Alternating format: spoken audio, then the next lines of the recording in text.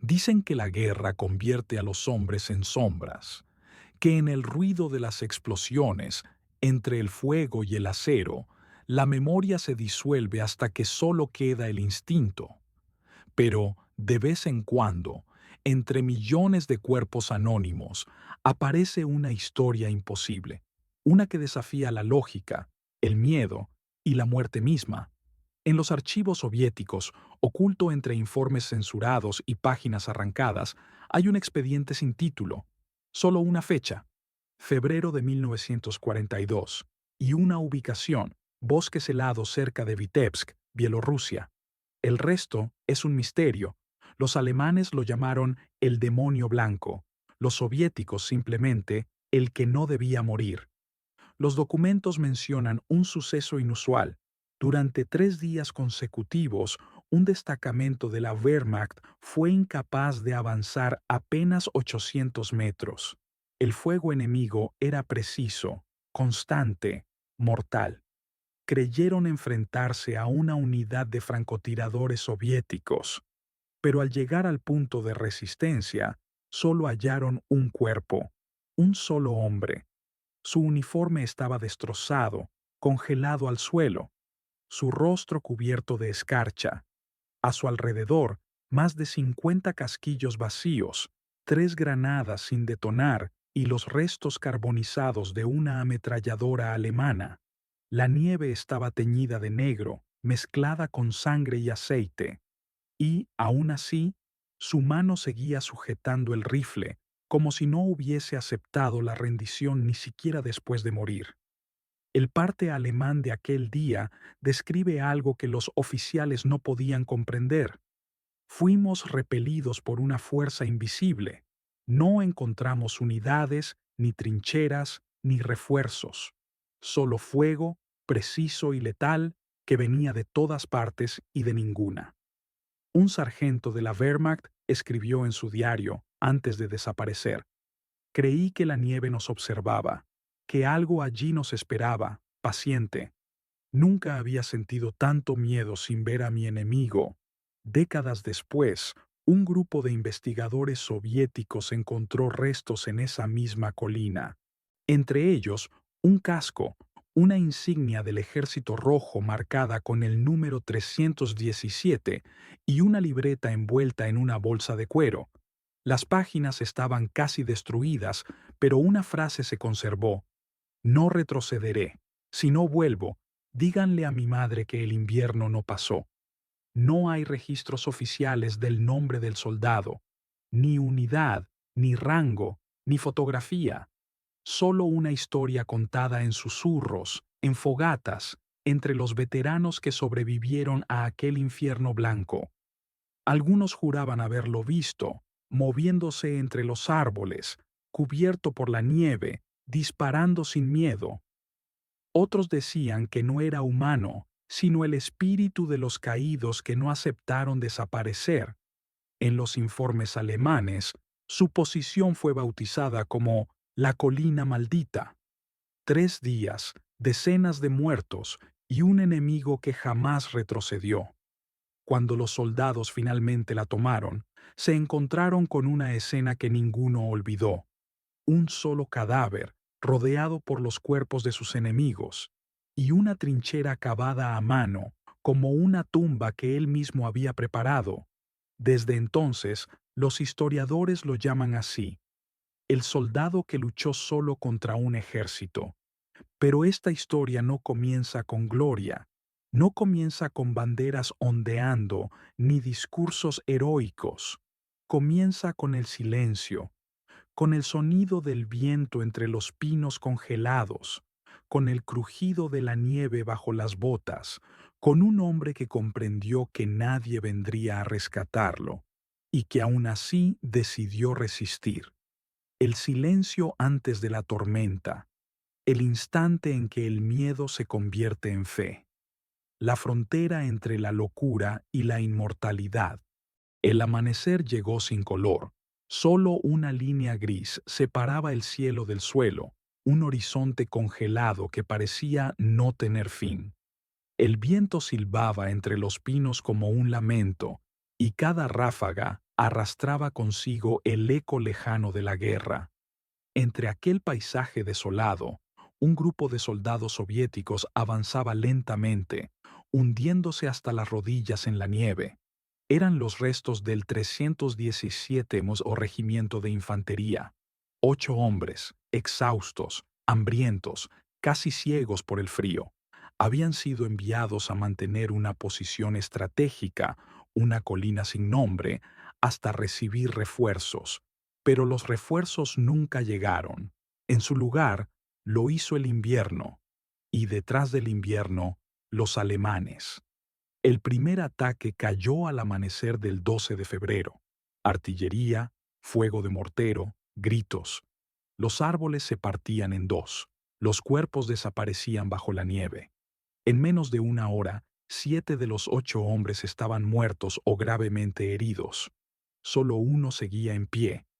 Su nombre no figura en ningún informe oficial, pero los restos encontrados junto a su cuerpo indicaban que era sargento, un hombre acostumbrado a mandar, aunque no quedara a quien mandar. Tenía una herida profunda en el brazo izquierdo y otra en el costado, pero seguía moviéndose. Arrastró los cuerpos de sus compañeros hasta una zanja improvisada, los cubrió con nieve y tomó sus armas y municiones. Luego miró hacia el bosque, donde las sombras de los soldados alemanes se movían entre la bruma, y se preparó para morir. Durante las siguientes horas, el cielo se volvió blanco de humo y metralla. La nieve era un enemigo más. Se pegaba al rostro, cegaba los ojos, apagaba el sonido de los pasos enemigos hasta que estaban a pocos metros. El soldado aprovechó esa misma naturaleza en su favor. Clavó una bayoneta en la tierra congelada y marcó posiciones de tiro con restos de ramas. Cavó una trinchera de medio metro con las manos desnudas y se cubrió con una manta empapada para confundir el calor corporal que los alemanes detectaban con prismáticos térmicos primitivos. Cuando el primer grupo enemigo se acercó, disparó solo una vez. El proyectil atravesó el casco del soldado al frente. El resto se dispersó, buscando una amenaza que no podían ver. Él cambió de posición, disparó de nuevo, luego otra vez, cada tiro más preciso que el anterior. Eran como latidos, fríos, rítmicos, mortales. Para el mediodía, había repelido 3 ataques. Las tropas alemanas, confundidas, creyeron enfrentarse a un grupo de tiradores bien coordinados. Pidieron artillería. El cielo se abrió con un rugido y la tierra se levantó en una nube negra. Cuando el humo se disipó, la colina seguía en silencio. Los alemanes avanzaron con cautela, y entonces volvió el disparo. Un francotirador invisible que parecía conocer cada movimiento antes de que ocurriera. Uno de los sobrevivientes escribió más tarde: "No podíamos avanzar. Cada vez que alguien levantaba la cabeza, moría. Era como si la nieve nos estuviera cazando. El frío se volvió insoportable. Las temperaturas bajaron a 38 grados. El metal del rifle quemaba los dedos al contacto. El soldado se envolvió en un abrigo cubierto de escarcha y calentó las balas en su aliento para evitar que se atascasen. El hambre era un dolor constante, el cansancio una sombra que amenazaba con aplastarlo, pero el miedo no existía ya, solo la costumbre, solo la misión. Cuando el día terminó, el bosque estaba en silencio otra vez. 12 cuerpos enemigos yacían entre los árboles. El soldado revisó su rifle, cambió el cargador y esperó. La noche caía como una cortina de acero, y en ese silencio absoluto el hombre comprendió que estaba solo, completamente solo. Nadie iba a venir, nadie iba a recordarlo, pero él seguiría luchando, no por órdenes ni por patria, sino porque el suelo que pisaba estaba manchado con la sangre de sus compañeros. Y ese suelo, pensó, debía ser defendido hasta el último aliento. La segunda noche fue distinta. Ya no se oían explosiones ni gritos, solo el crujir del hielo que se quebraba bajo el peso de la muerte. El aire olía a humo, sangre y pólvora vieja. El soldado, ya sin nombre, sin identidad, se había convertido en parte del paisaje. Sus huellas se borraban con el viento antes de que nadie pudiera seguirlas. El bosque lo protegía, como si la tierra misma quisiera que siguiera respirando. Al amanecer, los alemanes regresaron. Esta vez no eran patrullas pequeñas, eran más de 30 hombres, avanzando con cautela, revisando cada tronco, cada sombra. Tenían órdenes precisas: eliminar al francotirador que estaba deteniendo el avance del batallón. Pero ese francotirador no era ya un hombre, era un cazador invisible. El soldado había pasado la noche moviendo cuerpos enemigos, colocando sus cascos en posiciones estratégicas para confundirlos. Ató una cuerda a un casco y lo arrastró lentamente entre la nieve para atraer la atención de los observadores. Cuando dispararon contra el señuelo, localizó el fogonazo de la bala alemana y respondió de inmediato. Un disparo seco. Silencio. Otro enemigo menos. Cada movimiento era calculado, casi matemático. Disparaba, se desplazaba 5 metros, se enterraba en la nieve, volvía a esperar. Su respiración era tan lenta que el vapor apenas se notaba. El frío había dejado de doler. Su cuerpo ya no distinguía entre dolor y deber. Las tropas alemanas comenzaron a usar morteros.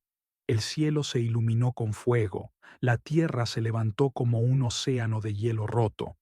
Durante minutos, el bosque entero fue devorado por explosiones.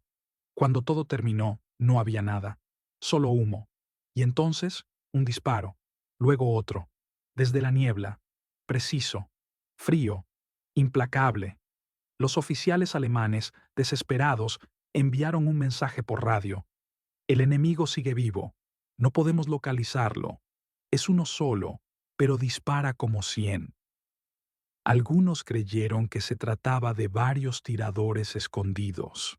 Otros empezaron a murmurar sobre un espíritu vengador, un demonio rojo que cazaba a los suyos. La moral se desmoronaba. Soldados rehusaban avanzar por la zona. Un teniente alemán escribió en su diario: "Ya no peleamos contra un hombre, peleamos contra la guerra misma". El soldado, mientras tanto, apenas comía. Derretía nieve para beber y mascaba trozos de cuero para engañar al hambre. Sus manos estaban llenas de heridas, los dedos negros por el frío, pero el rifle seguía limpio, su mecanismo impecable. Cada bala era sagrada, cada disparo un acto de fe. En el tercer día, el cazador invisible decidió moverse. Dejó su posición original y descendió hacia el valle, donde los alemanes habían instalado un puesto de mando temporal. Sabía que no sobreviviría mucho más, pero también sabía que aún podía hacer daño. Avanzó al anochecer, arrastrándose por el hielo, sin ruido, sin aliento. La luna iluminaba los cascos alemanes como pequeñas manchas plateadas. Uno tras otro, desaparecieron en silencio. Nadie oyó los disparos, solo los cuerpos que caían sin comprender de dónde venía la muerte. Al amanecer, la radio alemana estaba muda. El oficial al mando había muerto con el auricular aún en la mano. El mensaje que alcanzó a transmitir fue el último registro del día. El infierno está en los árboles. Cuando el soldado volvió a su trinchera, no quedaba nada que proteger, ni patria, ni órdenes, ni testigos, solo la certeza de haber cumplido su deber más allá de la vida. Y el bosque, otra vez, en silencio. Para el amanecer del cuarto día, el bosque se había convertido en una tumba abierta. El frío no daba tregua. La nieve seguía cayendo y entre el silencio solo se escuchaban los gritos apagados de los alemanes que cavaban desesperadamente nuevas posiciones. El cazador invisible, Aquel soldado solitario que ya era leyenda viva había paralizado todo un frente. El alto mando alemán no podía aceptar semejante humillación. ¿Cómo podía un solo hombre detener el avance de 2 compañías enteras? Los informes hablaban de una fuerza desconocida, pero los generales no creían en fantasmas. Ordenaron una operación de cacería. Al mediodía, 3 pelotones fueron desplegados en la zona: lanzallamas, perros rastreadores, artillería ligera. El bosque fue bombardeado con granadas de fósforo. Los árboles se incendiaron y el humo cubrió el cielo. Durante horas no se vio movimiento alguno. Los alemanes esperaban encontrar un cuerpo, pero lo único que hallaron fueron los restos de sus propios hombres, medio enterrados en la nieve. El soldado había desaparecido. Dejó atrás solo rastros falsos, pisadas duplicadas, casquillos viejos y una trinchera vacía. Se había movido antes del bombardeo, como si lo hubiera previsto. Sabía cómo pensaban sus enemigos. Había sido cazador antes de ser soldado. Los perros rastreadores no encontraron su olor. El frío había borrado todo rastro humano. El viento soplaba con una fuerza que cortaba la piel y congelaba la respiración antes de salir de la boca. Algunos soldados juraron escuchar pasos detrás de ellos. Otros dispararon al aire, convencidos de que el enemigo los rodeaba.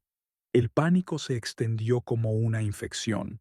Un sargento veterano, condecorado en Francia y África, escribió aquella noche en su diario: «He luchado contra partisanos, francotiradores, incluso tanques, pero nunca sentí miedo como hoy.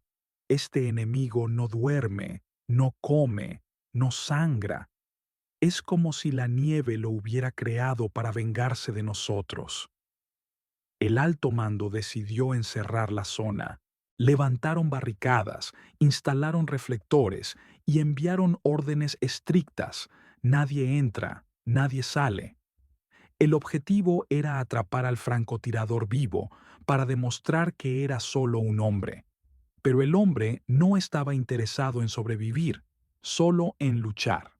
Esa noche, mientras los reflectores iluminaban el bosque, el soldado se acercó reptando a través de una zanja helada. Esperó a que el viento cubriera el ruido de sus pasos. Uno de los generadores eléctricos falló y una parte del perímetro quedó en la oscuridad. En ese instante, el cazador invisible atacó. 2 centinelas cayeron sin emitir un sonido. Un tercero intentó gritar, pero la bala lo alcanzó en la garganta. Luego, una granada rodó dentro del puesto de mando improvisado. Una explosión corta, seca, que sacudió la nieve. El fuego se reflejó en los rostros aterrados de los soldados alemanes. Cuando corrieron hacia la fuente del ataque, solo encontraron huellas que se desvanecían entre los árboles. El bosque volvió a quedar en silencio. Ni siquiera los perros ladraban ya. Uno de los oficiales, con la mirada vacía, dijo en voz baja: «No es un hombre, es el invierno». Al amanecer siguiente, el teniente al mando fue hallado muerto en su tienda, sin signos de lucha, sin disparos, sin sangre. Su corazón se había detenido durante la noche. Los médicos dijeron que fue el frío. Los soldados sabían la verdad. El miedo lo había matado.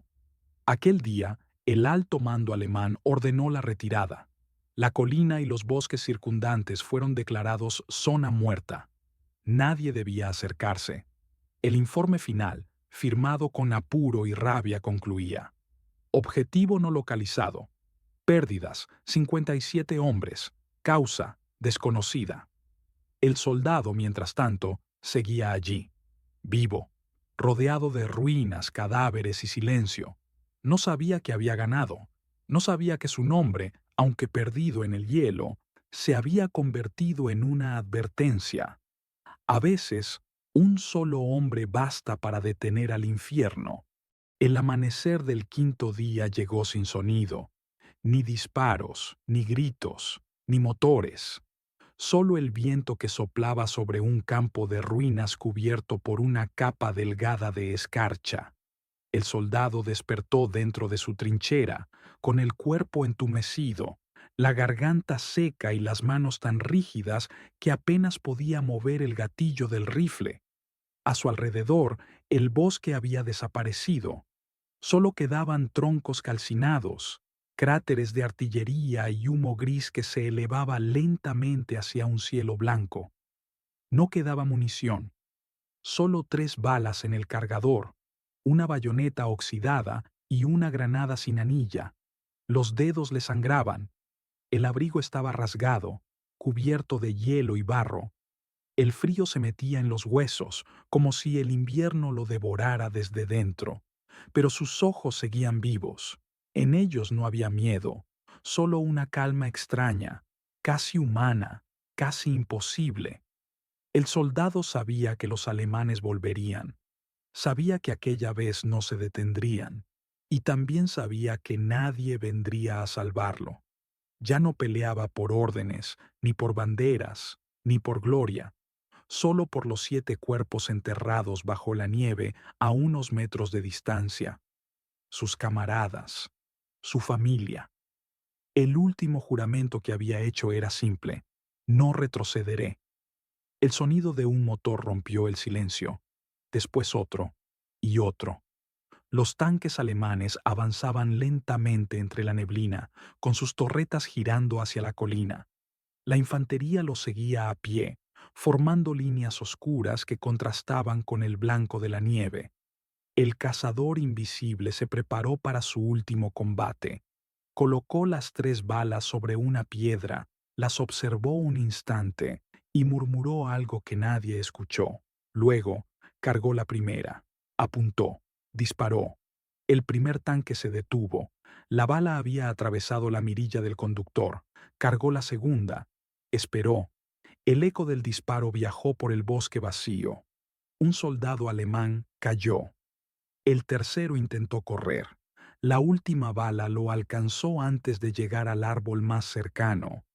Silencio otra vez. Solo el humo, el crujido de los motores y el zumbido del viento.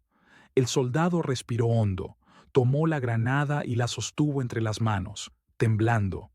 La observó un segundo, como si fuera una reliquia, y la colocó frente a él, una trampa final. Los alemanes avanzaron con cautela. Las sombras se movían entre los restos de los árboles. Susurros en alemán se mezclaban con el sonido de las botas sobre la nieve. El soldado se mantuvo inmóvil. Podía oírlos acercarse, sentir las vibraciones del suelo. Uno de ellos lo vio. Gritó algo. Demasiado tarde. La explosión fue breve, brutal, silenciosa. El fuego se extendió unos metros y luego todo volvió al blanco. Cuando el humo se disipó, no quedaba nada, solo una trinchera humeante y en el centro un cuerpo cubierto de nieve. Su mano aún sujetaba el rifle. A su alrededor, fragmentos de metal y pedazos de uniforme alemán. Los sobrevivientes no se atrevieron a tocarlo. Uno de ellos, un joven de apenas 18 años, se quitó el casco y dijo con voz temblorosa: murió de pie. Lo enterraron allí mismo, sin nombre, sin cruz, sin bandera. Solo una pala, un montículo de nieve y una bayoneta clavada en el suelo. Durante años, la colina fue evitada por todos. Incluso los campesinos locales se negaban a pasar por ella. Decían que en las noches de invierno, cuando el viento soplaba desde el este, se oían disparos lejanos y un eco que repetía en ruso: ni Saga Nazad, ni un paso atrás. Décadas después, en 1983, un grupo de arqueólogos militares soviéticos encontró los restos, entre ellos un rifle oxidado, una insignia con el número 317 y una placa metálica deformada por la explosión. En ella, apenas legible, una inscripción: no fue el frío quien me detuvo.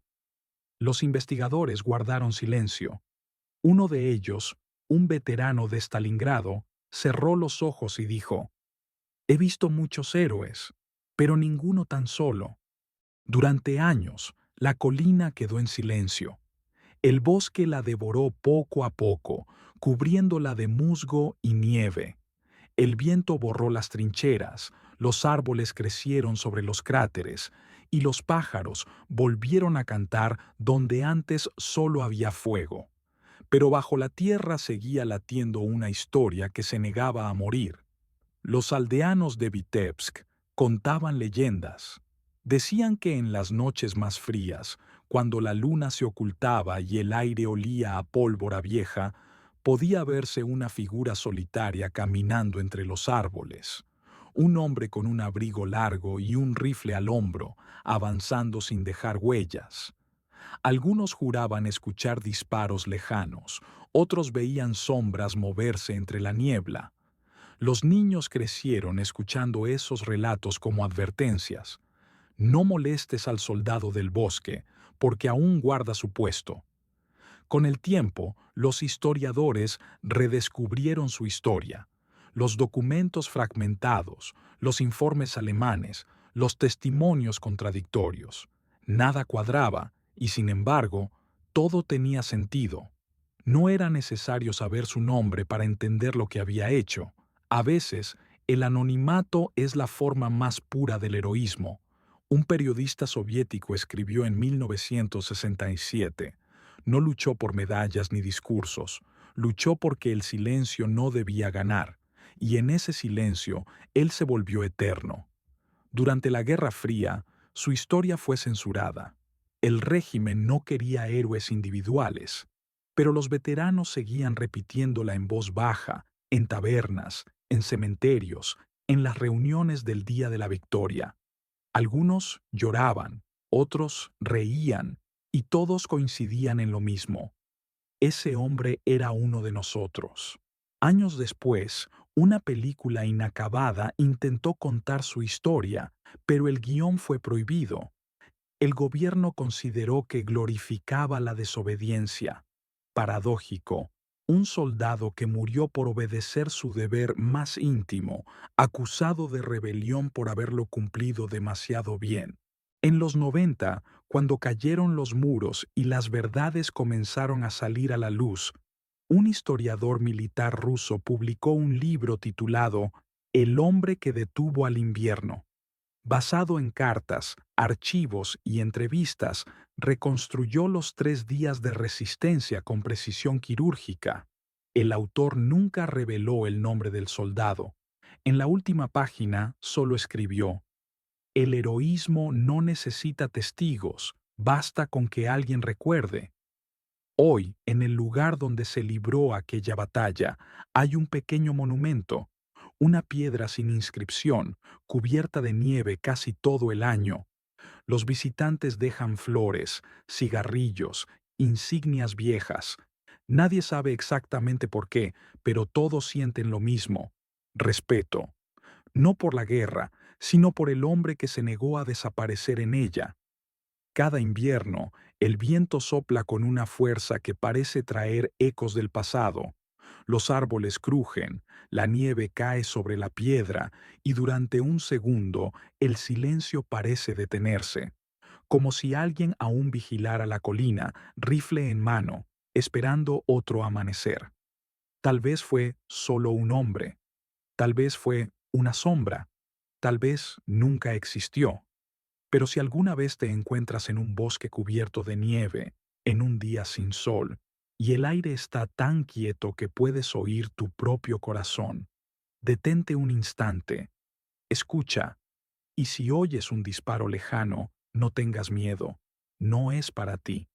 Es solo el eco de un soldado que sigue luchando, el soldado que luchó solo contra un ejército, el hombre que detuvo al invierno, el símbolo de que, incluso en el silencio más profundo, todavía hay resistencia.